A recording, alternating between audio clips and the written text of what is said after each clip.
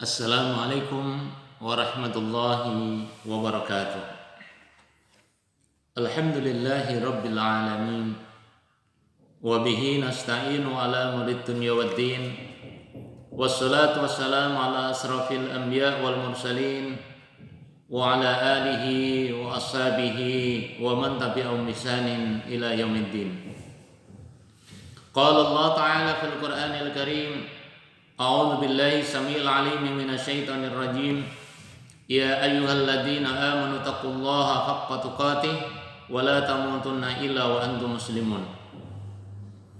Ayol hadirun wal hadirat, wabil khusus pada jamaah Majelis Taklim As-Sakinah yang dirahmati Allah Subhanahu wa taala.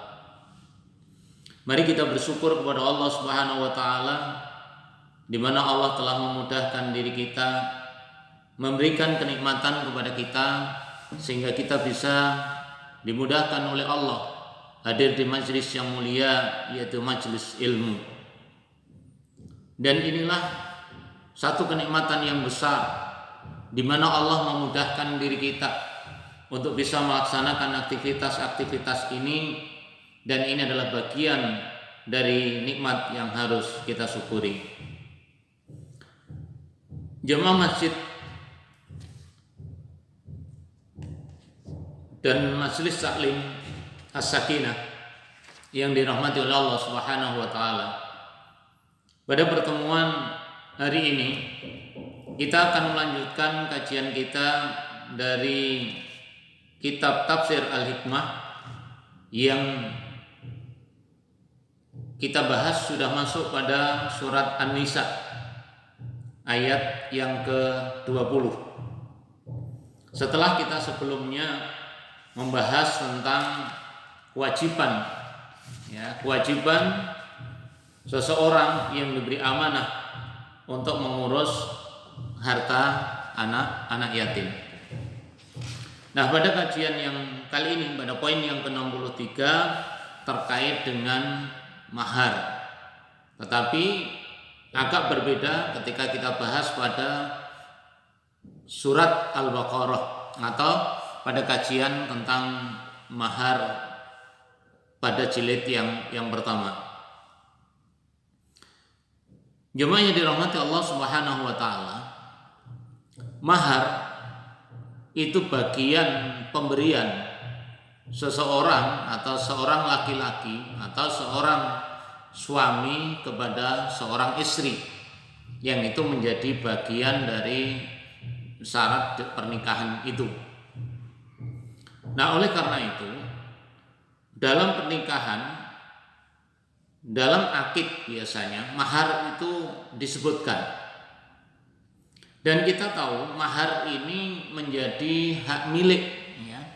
Mahar itu menjadi hak milik seorang wanita atau seorang istri yang telah dinikahi.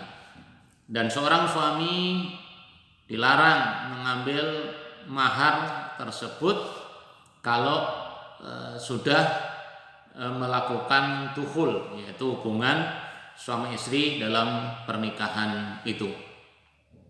Tetapi kalau kemudian dalam pernikahan itu terjadi perselisihan yang kemudian tidak bisa diselesaikan sampai terjadinya talak qabla dukhul, ya bahasanya talak qabla dukhul, terjadinya talak sebelum dilakukannya jima di antara seorang suami istri, maka mahar itu bisa dikembalikan atau bisa ditarik kembali. Jadi satu prinsip yang harus kita pakai, mahar itu adalah pemberian seorang suami kepada istri yang menjadi hak mutlak seorang istri, dan itu tidak bisa dikembalikan atau ditarik kembali kalau sudah suami istri melakukan hubungan suami istri atau jima. Tapi kalau belum, kemudian terjadi perceraian, maka mahar itu bisa dikembalikan atau ditarik kembali oleh suami. Nah, oleh karena itu di dalam ayat ini, yaitu surat An-Nisa ayat 20, terkait dengan orang yang menarik maharnya, ya, setelah terjadi perceraian, tetapi adalah qabla tuhul, atau mungkin pihak istri mengembalikan mahar tersebut. A'udzubillahi minasyaitonirrajim. Bismillahirrahmanirrahim. Wa in aradtum istibdala zawjin makana zawjin wa ataytum ihdahunna qintaran fala ta'khudhu minhu syai'a ata'khudhunahu buhtanan wa isman mubina. Wa in aradtumul istibdala zawjin, dan jika kamu ingin mengganti istrimu dengan istri yang lain, ya, aradtum, jika kamu berkehendak, kamu ingin, ya, untuk melakukan talak atau menggantikan istrimu dengan istri yang lain, ya, sedangkan kamu telah memberikan kepada seorang di antara mereka harta yang banyak, ya, perhiasan maksudnya di sini apa? Mahar.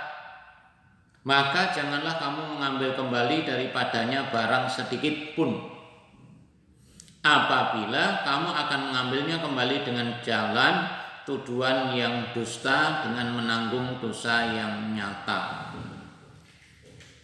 Nah, jemaah yang dirahmati oleh Allah Subhanahu wa taala, di dalam ayat ini ada kalimat wa in aradtum, jika kamu punya keinginan, ada gerakan hati untuk melakukan perbuatan setelah dipikirkan, ini dalam kaitannya dengan perceraian, talak, ya.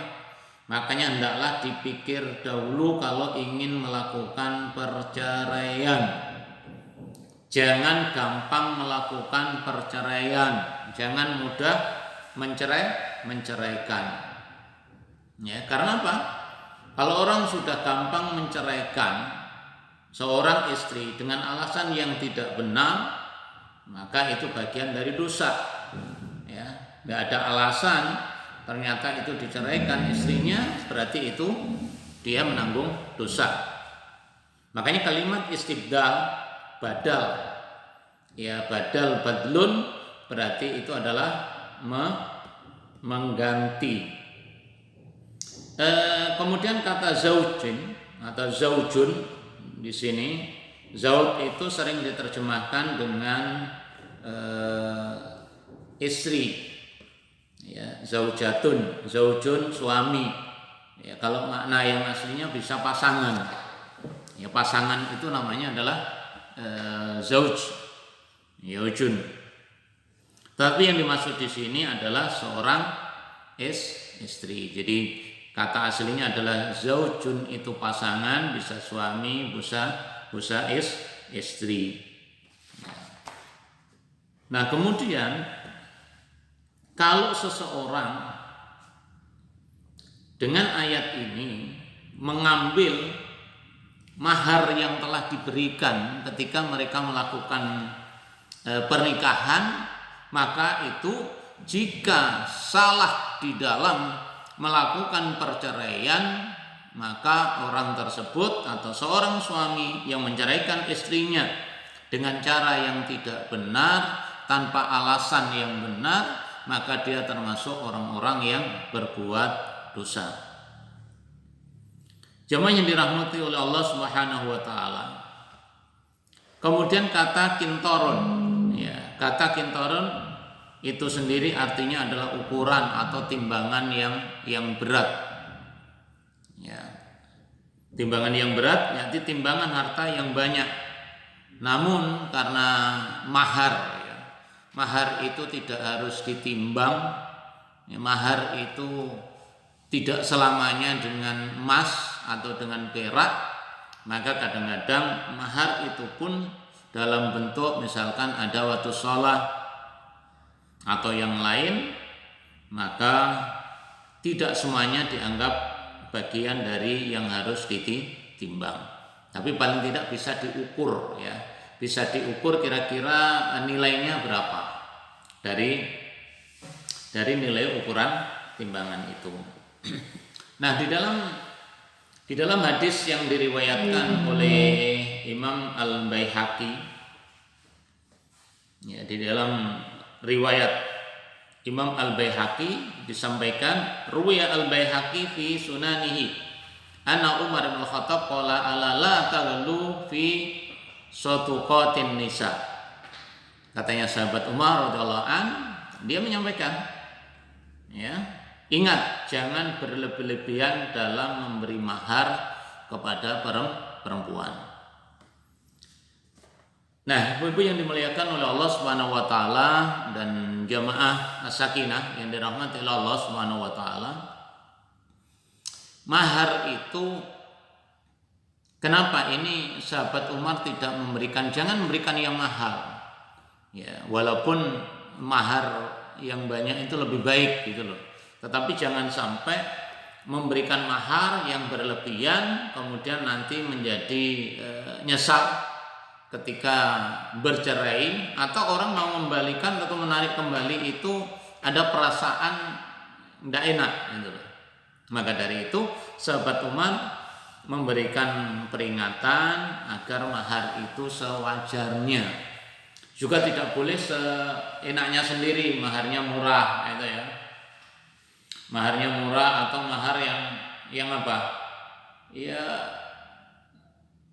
sekedarnya, pokoknya dia mau ngasih mahar itu ya apa, sedikit gitu loh. Nah, itu nggak boleh. Kalau mampu memberikan yang baik, berikan yang baik. Ya, kalau kemudian hanya beberapa yang dimiliki, karena mahar itu tidak boleh memaksa, ya, sehingga diharuskan, sehingga menjadi berat, sehingga tidak terjadi pernikahan itu. Jemaah sakinah yang dirahmati Allah Subhanahu wa taala. Kemudian di situ faqalat lahu imra'atun ya amirul mukminin akitabullah ahakun ayyattabi'a aw qaul. Qala bal kitabullah famadaka faqalat nahaitun nasa anifan an yughalu fi sadaqatin nisa. Wallahi ta'ala yaqulu wa ataitum ihdahunna qintaran.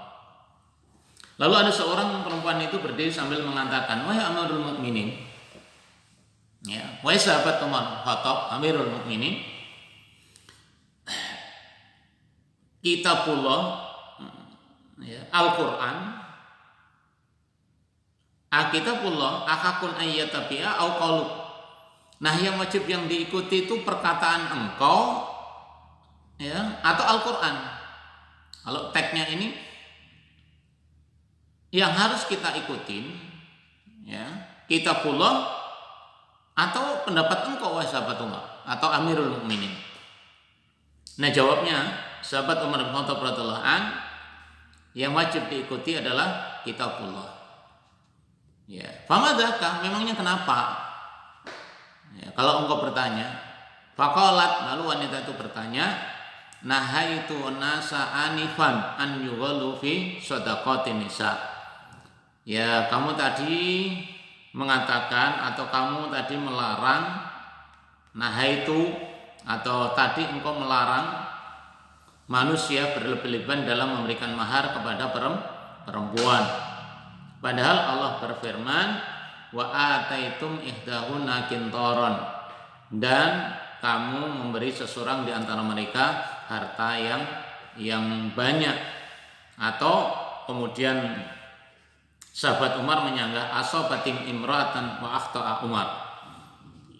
Ya, asobatil imra'ah. Ya, orang yang perempuan tadi itu benar, ya Umar yang salah.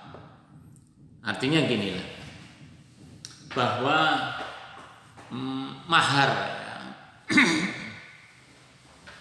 mahar itu ya yang baik, ya, yang baik. Kalau punyanya banyak, ya yang baik.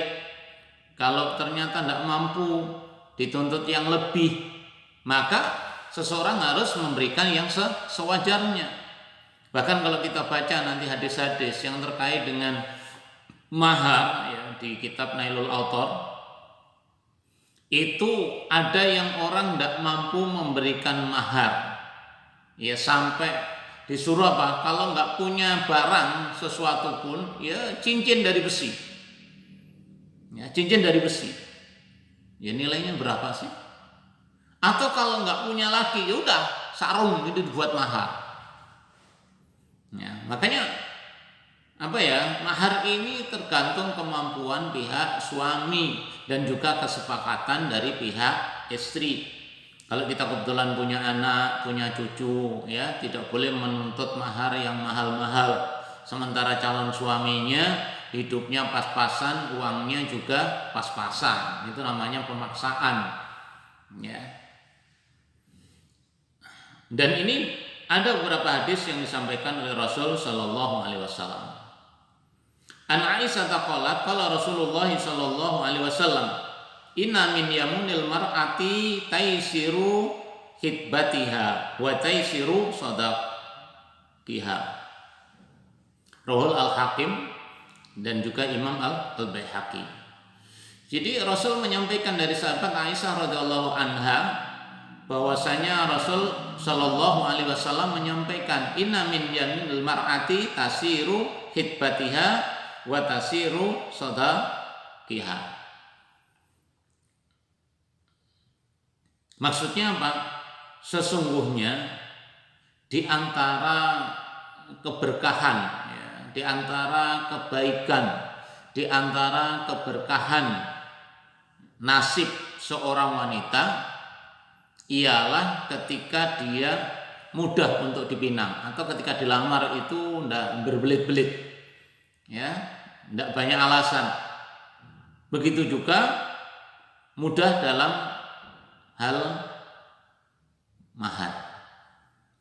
Jadi kalau dilihat ternyata tidak mampu, tidak punya, ya kita tidak boleh menuntut yang lebih. Ya, yang penting pelaksanaannya sesuai dengan syariat Islam, ya, secara hukum Islam, akhlaknya bagus, agamanya bagus, maka itu yang dilakukan. Tetapi namanya perjalanan dalam rumah tangga itu tidak semudah kita membalik telapak tangan. Kadang-kadang kita tahu, ya ibu-ibu yang mungkin mohon maaf kalau mungkin ada keluarganya yang cerai atau mungkin dari saudaranya yang cerai. Kadang-kadang kita berharap banyak, ya, untuk agar pelaksanaan pernikahan itu berjalan langgeng. Tapi kadang-kala Allah menguji dengan ujian, dengan cobaan yang akhirnya berakhir dengan sebuah perceraian. Nah, kalau ternyata terjadi perceraian sebelum bergaul di antara dua orang tersebut, ya, maka maharnya boleh dikembalikan, ya, atau juga kalau mau narik ya mungkin diambil separuh, ya, separuhnya. Tapi kalau enggak, ya, kalau sudah digaulin maka itu dilarang. Maka kalimat di ayat tadi fala ta'khudhu minhu syai'an, maka jangan kamu mengambil barang sedikit pun dari harta yang banyak yang telah dijadikan mahar itu.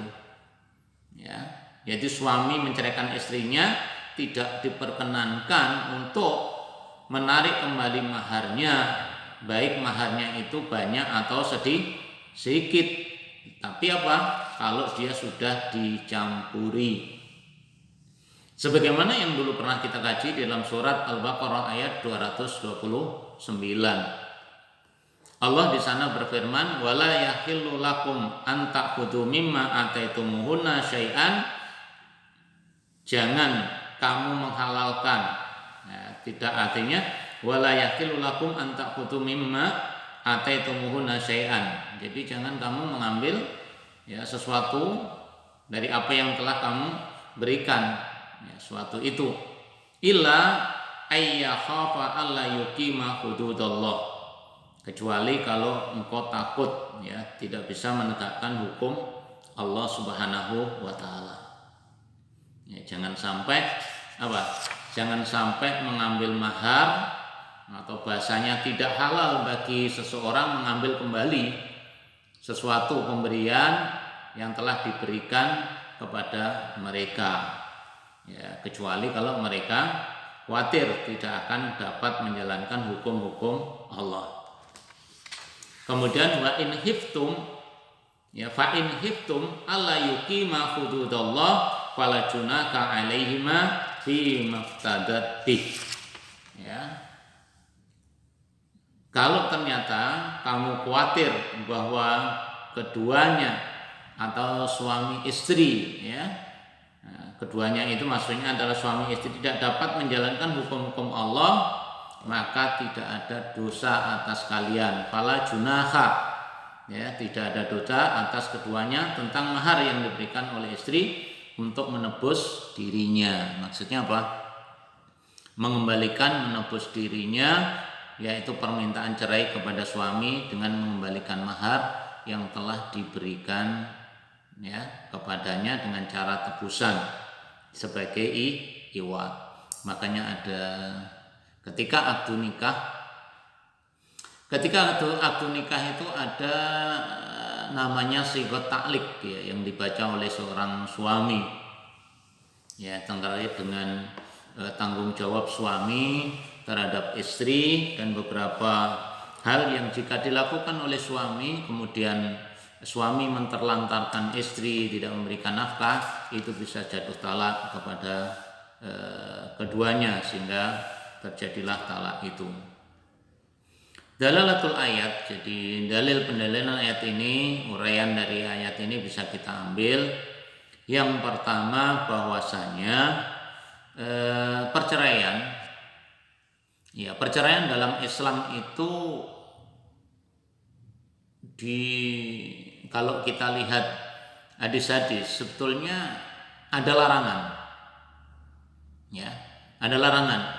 Tapi jika dalam kondisi tertentu yang memang sudah tidak bisa islah, tidak bisa dipersatukan, satu-satunya jalan itu harus cerai, ya, maka cerai itu diperkenankan. Tetapi sebelum cerai itu tentunya harus dipikir dulu baik-baik, ya, dipikir dengan sebaik-baiknya, ya. Jangan sampai perceraian yang dilakukan itu adalah sesuatu kesalahan, ya. Karena apa? Ya, salah di dalam melakukan perceraian itu. Nah, maka dari itu kita sampaikan bahwa perceraian itu memang asalnya diperkenankan dalam kondisi-kondisi tertentu yang oleh Allah Subhanahu wa taala ketika perselisihan tidak bisa diselesaikan, maka cerai itu jalan satu-satunya, maka itu yang harus dilaksanakan atau dicari sebagai solusi. Nah, yang kedua, mahar itu, ya, kalau mahar kebetulan punya uang yang banyak, mahar yang banyak itu boleh, ya, mahar yang banyak boleh, tetapi tidak boleh memaksa, ya. Jangan sampai ternyata dengan mahar yang tinggi kemudian perceraian terjadi. Nah, itu nggak boleh, ya. Maka dari itu kalau mahar punya yang banyak dikasih yang banyak. Kalau ternyata tidak punya, ya maharnya sederhana lah, ya, sederhana, kira-kira berapa yang diberikan, itu aja. Nah, oleh karena itu sesuai dengan kemampuan apa yang bisa dimiliki oleh seorang suami. Yang ketiga, menarik kembali mahar itu tidak boleh, baik di saat masih ada ikatan suami istri atau ketika bercerai. Syaratnya yang tadi, kalau itu sudah duhul, artinya sudah suami istri sudah bercampur. Nah, jamaah sakinah yang dirahmati oleh Allah Subhanahu wa taala, ini ayat-ayat yang kita kaji dari surat An-Nisa ayat 20, ya, yang sudah kita bahas terkait larangan bagi seorang suami menarik kembali maharnya. Kemudian bisa kita gali bahwa mahar itu mahar yang diberikan, ya, mahar yang diberikan oleh Oleh siapa? Oleh seseorang, ya, seorang suami kepada istri, itu janganlah ditarik kembali. Ya, kalau itu sederhana, masa kalau sudah maharnya seperangkat alat sholat ditarik kembali, atau maharnya apa? Cincin terbuat dari besi, ya nggak mungkin ditarik. Ya, cincin dari besi itu kita buat aja banyak gitu. Ya, nah inilah batasan-batasan. Ini apa aturan-aturan yang diberikan Allah, ya, dan Rasulnya kepada umatnya, agar kita di dalam pernikahan itu berupaya, ya, kita jalanin dengan baik, dengan sempurna, ya, kemudian apa, kita lakukan sesuatu itu dengan baik, sehingga apapun yang terjadi dalam pernikahan, kalau yang kita harapkan muncul keluarga sakinah mawaddah warahmah, alhamdulillah, ya. Kalau ternyata tidak muncul, prahara dalam rumah tangga yang muncul, maka cara penyelesaiannya yang pertama jelas islah. Jadi islah di antara keluarga diselesaikan dulu secara keluarga, baru nanti kalau memang tidak bisa, ya baru lewat pengadilan perceraian itu, ya, pengadilan. Semoga dengan apa yang kita kaji, kalau toh nanti terjadi sesuatu dalam rumah tangga seseorang, mungkin saudara kita sudah di perceraian, maka hendaklah hati-hati, ya, mahar-mahar yang sudah diberikan, apalagi karena gugatan dan lain-lain, maka kadang-kadang prinsip-prinsip agama itu tidak diperhatikan. Semoga Allah menjaga diri kita, Allah memberikan kekuatan kepada kita, dan Allah tetap memberikan kemampuan kepada kita untuk bisa istiqomah di dalam menuntut ilmu. Bismillahirrahmanirrahim. Allahumma shalli wa sallim ala Muhammadin wa ala alihi wa sahbihi wa man tabi'ahum bi ihsanin ila yaumiddin. Allahumma arinal haqqa haqqan warzuqna ittiba'ahu wa arinal batila batila warzuqna ijtinabah. Allahumma inna na'udzubika min ilmin la yanfa wa min qalbin la yakhsha wa min du'ain la yustajabu lah. Allahumma nawwir qulubana bil Islam wal iman, wa nas'aluka ya Allah fi hayatina hayatan thayyibah wa rizqan wasi'ah wa amalan maqbula wa taubatan nasuha wa ihtim lana bi husnil khatimah wa adkhilnal jannata bi rahmatika ya arhamar rahimin. Rabbana atina fid dunya hasanatan wa fil akhirati hasanatan wa qina adzabannar. Subhana rabbika rabbil izzati amma yasifun, wassalamun alal mursalin, walhamdulillahi rabbil alamin. Subhanakallahumma wa bihamdika asyhadu an la ilaha illa anta astaghfiruka wa atubu ilaik.